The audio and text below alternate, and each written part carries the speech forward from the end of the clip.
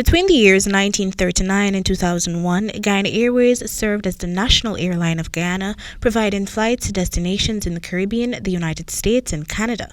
However, the airline was declared insolvent in 2001 and was replaced by Guyana Air 2000, which operated until 2003. Since then, the country has not had its own airline and as such depends solely on airline services from other countries.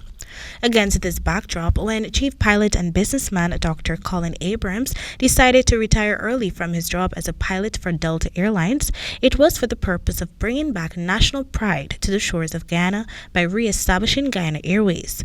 However, after 5 years, Abrams, via a Facebook post earlier this week, announced that he will be selling the airline company. When this newscast reached out for a comment on that announcement, Abrams relayed in a Zoom interview that the reason for his decision was fueled by a lack of support from both past and present governments. It's both administrations are to be blamed. That's right, both administrations.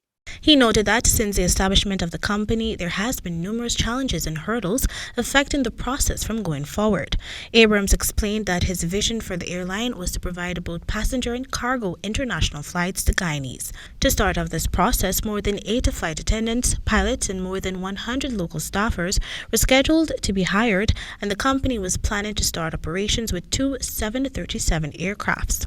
But what he thought would have been a smooth operation since he is the son of the soil turned out to be a nightmare and what he terms to be a political ploy to block his vision from materializing.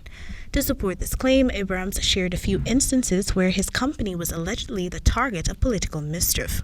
They used to turn off our electricity just about every month. They said we didn't pay the bill. That's right. They used to turn it. They like to do it on the weekend, so that the corporate headquarters would be dark. Then this gentleman showed up at our corporate headquarters on Barak and just presented us with this document saying, guess what? You're no longer Guyana Airways because the name is no longer yours. What?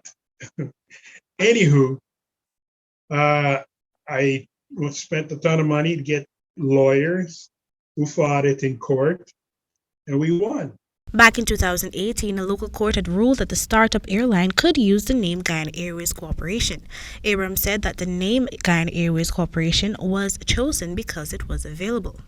However, just when he believed that it was the end of his struggles, he was presented with another hurdle and the cycle continued.